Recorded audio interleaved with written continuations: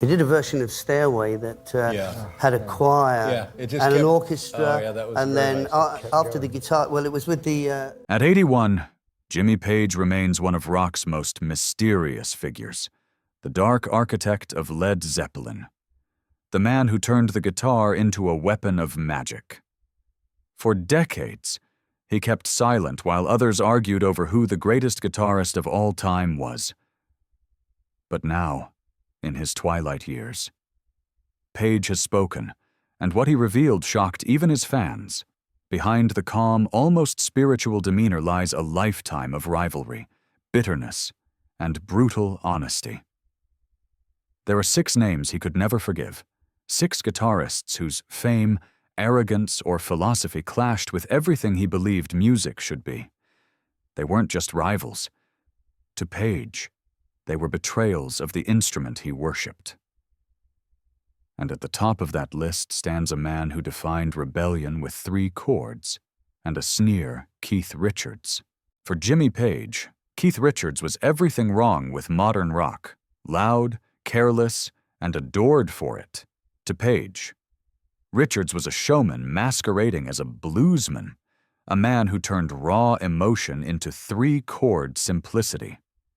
While Page treated the guitar like a sacred instrument, Richards played it like a bar toy, swagger over substance.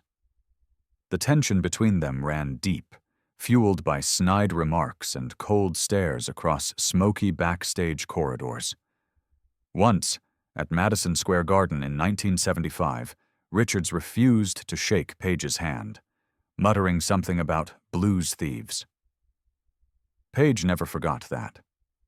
To him, the Rolling Stones had sold the soul of the blues to fame, while Led Zeppelin had carried its spirit into the heavens. Their feud wasn't just personal, it was philosophical, a clash between authenticity and attitude. And while Richards strutted under the spotlight, Page stood in the shadows, quietly sharpening his truth. But his disdain for rock's pretenders didn't end there, because the next name on his list wasn't just a rival.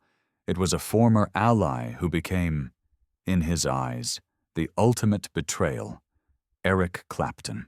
Eric Clapton was once a friend, a brother in the smoky clubs of London's blues scene. In the early days, he and Jimmy Page shared the same dream: to bring the heart of American blues to British rock.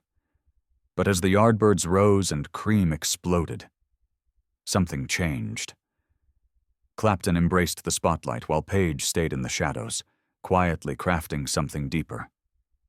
When the press began calling Clapton God, Page felt the sting. To him, Eric had traded sincerity for celebrity, turning soul into spectacle. He started playing for applause, Page later remarked privately, not for the song. Their friendship quietly collapsed, replaced by professional distance and unspoken contempt.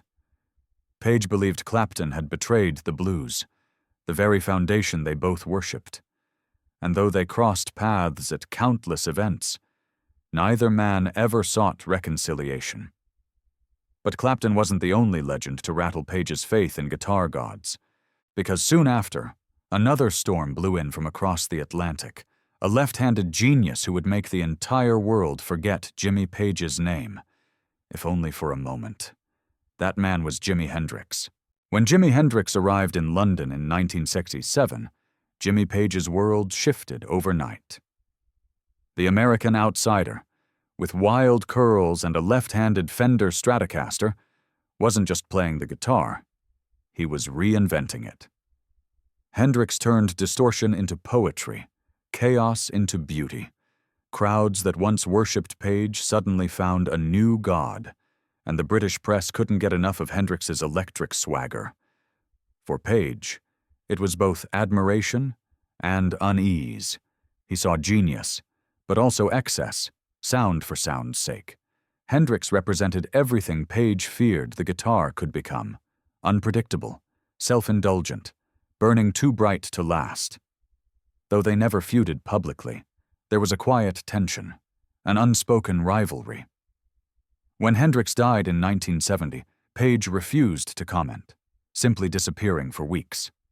To him, Hendrix was a comet, brilliant, fleeting, and dangerous to chase.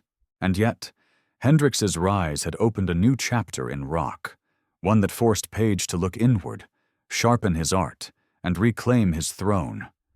But as he did, another rival was waiting in the shadows, one from his own homeland, equally skilled, but far less subtle.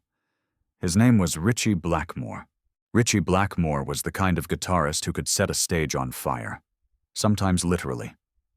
While Jimmy Page pursued mysticism and melody, Blackmore chased perfection with surgical precision. On stage, he was theatrical, offstage, ruthless. The two men were often compared, both British, both pioneers of heavy rock, yet polar opposites in spirit. Where Page spoke in shadows and subtleties, Blackmore wielded his guitar like a sword. Their rivalry wasn't born of envy, but of disdain.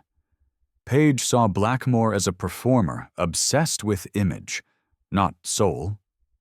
Blackmore, in turn, dismissed Zeppelin's sprawling mystique as indulgent. Once, during a recording session in London, they crossed paths. Page quietly packed up his gear and walked out, leaving behind an unspoken message. They belonged to different worlds. Their competition defined an era, mystic versus technician, wizard versus warrior. But as Blackmore's ego grew, a new name emerged, one that would make every guitarist question their speed, their skill, and even their soul. His name was Eddie Van Halen. When Eddie Van Halen burst onto the scene in the late 70s, Jimmy Page was both fascinated and frustrated. Eddie played like no one else, fast, fluid, almost mechanical in precision. His tapping technique turned the guitar into something futuristic, dazzling and technical. But to Page, it felt hollow. He admired the craft but missed the soul, where Zeppelin's music pulsed with mystery and emotion. Van Halen's screamed with energy and youth. Audiences loved it. But Page saw a dangerous shift, music turning into sport, feeling replaced by flash. At parties and festivals, younger players called Eddie the new king. Page, ever composed, never argued. He simply smiled, knowing the storm would pass. Yet deep down, he feared what Eddie represented, a generation obsessed with speed, not storytelling. And before the echo of eruption could fade, an even faster storm was forming, a guitarist whose arrogance matched his velocity, and whose name would make even Jimmy Page walk out of the room. That man was Yngwie Malmsteen. Yngwie Malmsteen arrived in the 1980s like a storm dressed in velvet and ego. To the new generation, he was a god, the fastest, the flashiest, the most perfect guitarist on earth. But to Jimmy Page, he was proof that the guitar had lost its soul. Yngwie's neoclassical runs were flawless, but mechanical, his arrogance legendary.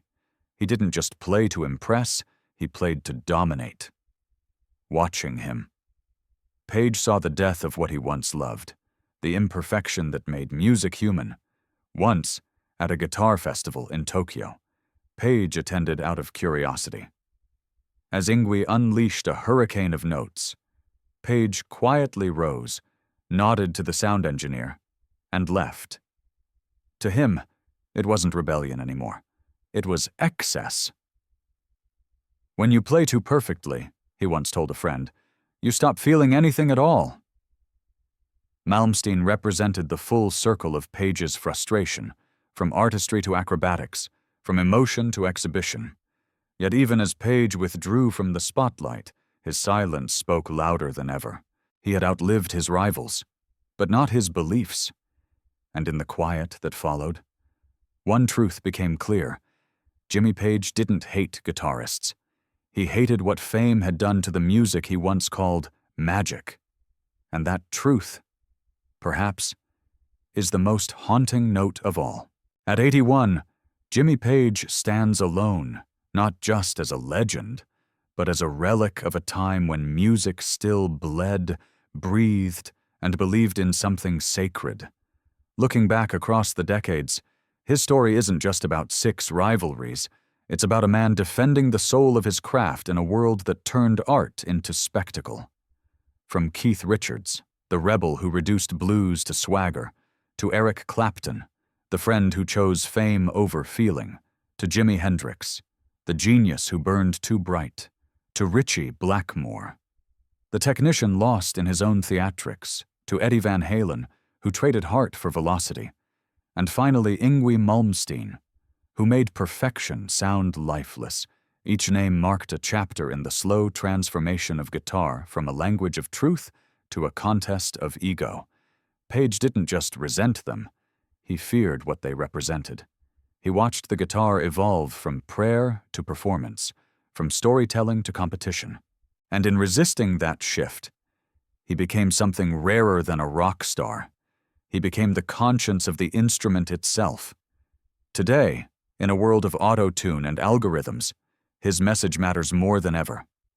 He reminds us that real music isn't about speed, fame, or perfection. It's about feel, about the human imperfection that makes every note worth playing. If this story stirred something in you, that hunger for honesty, that ache for the sound of soul, don't let it fade. Like, share, and subscribe to keep the spirit of true rock alive. Because as Jimmy Page once proved, magic doesn't live in the machine. It lives in the hands that dare to make mistakes, and mean every one of them.